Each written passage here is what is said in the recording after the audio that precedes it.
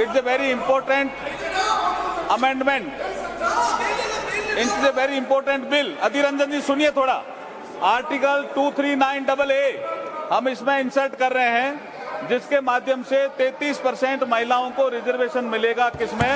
The national capital territory of Delhi.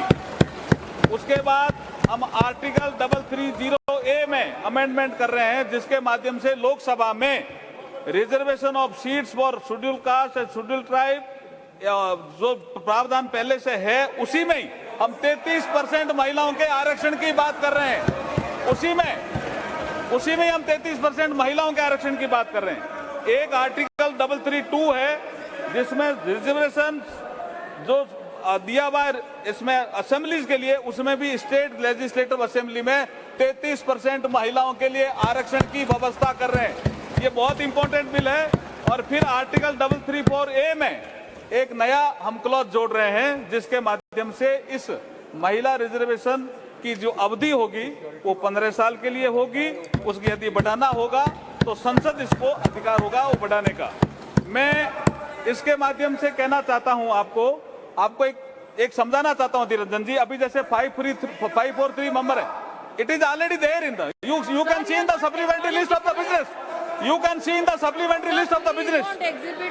देखिए 543 number है अभी उसमें। Balu ji you can see now bill also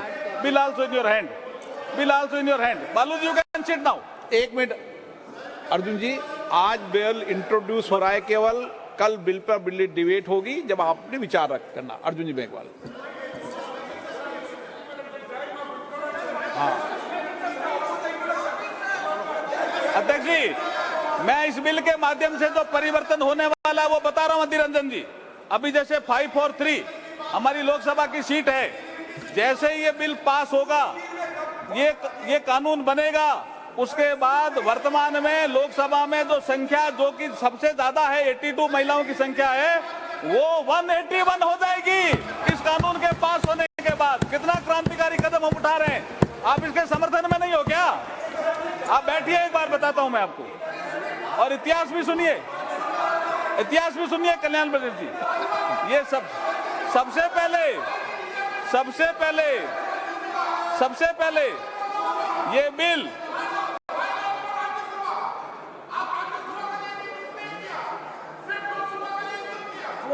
Rajya Sabha में भी करेंगे हम। आप सुनिए कल्याण जी, राज्यसभा में भी लाएंगे। देखिए सबसे पहले ये बिल, मैं इतिहास बता रहा हूं उसका। सबसे पहले ये बिल सितंबर 96 देवेगौड़ा जी के समय आया, वो भी 11वीं लोकसभा में।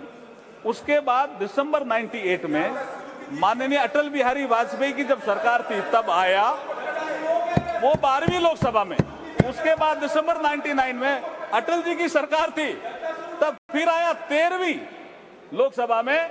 और ये जिसका जिक्र कर रहे हैं डॉक्टर मनमोहन सिंह जी के समय जो बिल आया, वो लोकसभा में नहीं आया, वो आया मई 2008 में राज्यसभा। यही यहां से षड्यंत्र की बू आती। और राज्यसभा में आने के बाद ये डिपार्टमेंट रिलेटेड स्टैंडिंग कमेटी में गया, और वहां ये बिल जब रिपोर्ट आई तो मार्च 2010 में 9 मार्च 2010 में राज्यसभा ने इसको पास किया। उसके बाद राज्यसभा ने कम्युनिकेट किया लोकसभा को, और जब रिपोर्ट किया तो लोकसभा के सेक्रेटरी जनरल जब इसको रिपोर्ट किया तो ये लोकसभा की प्रॉपर्टी बन गई। और 15वीं लोकसभा जैसे ही भंग हुई, अध्यक्ष जी, 15वीं लोकसभा जैसे ही भंग हुई 18 मई 2014 को, ये बिल भी लैप्स हो गया। और इन लोगों ने पारित नहीं किया, जानबूझ के पारित नहीं किया। मैं कॉन्स्टिट्यूशन का प्रोविजन पढ़ना बताता हूँ अधीर रंजन के लिए। अभी सुनिए, आप सुनिए द प्रोविजन। ये इसके बाद मैं अधीर रंजन जी, देखिए आर्टिकल 107। अरे सुनो तो सही। मैं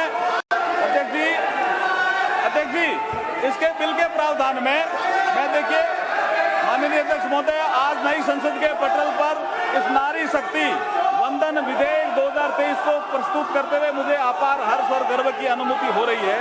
आज ये सदन नारी शक्ति को लोकसभा और राज्यसभा में 33% भागीदारी देने का साक्षी बनेगा। भारत के यशस्वी प्रधानमंत्री श्री नरेंद्र मोदी जी की सोच हमेशा से नारी को शक्ति स्वरूप मानने की रही है और माननीय प्रधानमंत्री जी के नेतृत्व में देश में आज वुमेन डेवलपमेंट से वुमेन लेड डेवलपमेंट की ओर तेजी से कदम बढ़ा रहा है देश। आज हर क्षेत्र में, चाहे वो अंतरिक्ष हो, सेना हो, पुलिस हो, खेल जगत हो, उद्यमिता हो, व्यवसाय हो, साहित्य हो, कला हो, महिलाएं प्रभावशाली नेतृत्व करके देश को गौरवान्वित कर रही है। प्रधानमंत्री मोदी जी के नेतृत्व में नारी शक्ति बंधन विधेयक प्रस्तुत कर सच्चे अर्थों में नारी शक्ति को उनका अधिकार देने जा रहे हैं। अध्यक्ष महोदय, हमारी संस्कृति में नारी को सदैव से शक्ति स्वरूपा माना गया है। हमारे श्लोकों में भी कहा गया है, या देवी सर्वभूतेषु शक्ति रूपेण संस्थिता, नमस्ते नमस्ते नमस्ते नमो नमे। अध्यक्ष महोदय, मैं इस अवसर पर भारत के संविधान निर्माता बाबा साहब भीमराव अम्बेडकर का एक कोट आपके समक्ष प्रस्तुत करना चाहता हूं, कोट अनकोट। बाबा साहब को किसी ने पूछा कि आप किसी समाज के उत्थान की प्रगति कैसे नापते हो, व्हाट इज द पैरामीटर कि ये समाज या देश, ये राष्ट्र उन्नति कर रहा है। तो बाबा साहब ने एक कोट कहा था, उसको मैं कोट अनकोट कह रहा हूं।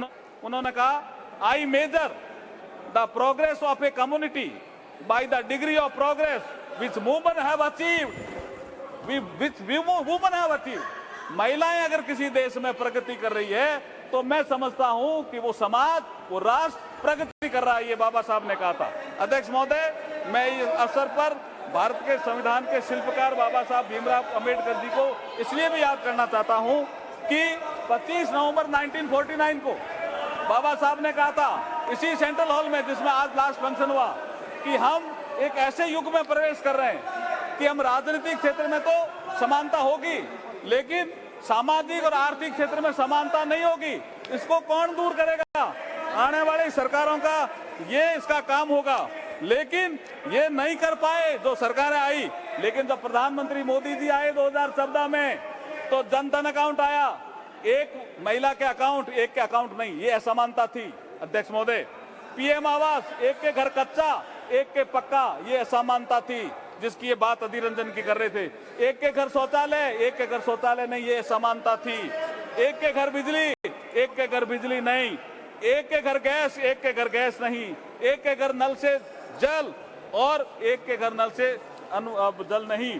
और मुद्रा योजना में भी, जैसे प्रधानमंत्री ने जिक्र किया, स्टैंड अप इंडिया में भी 1 लाख से 10 करोड़ तक का लोन। ये असमानता दूर करने का काम अगर किसी ने किया है तो प्रधानमंत्री नरेंद्र मोदी जी ने किया है। इसलिए ये महिलाओं को सशक्तिकरण भी करेगा और महिलाओं का उत्थान भी करेगा और ये दिशा भी देगा। इसलिए मैं इसकी अनुमति चाहता हूं आपसे। ये नारी शक्ति बंधन विधेयक भारत के विकास में नारी शक्ति की भूमिका को निर्धारित करने वाला होगा।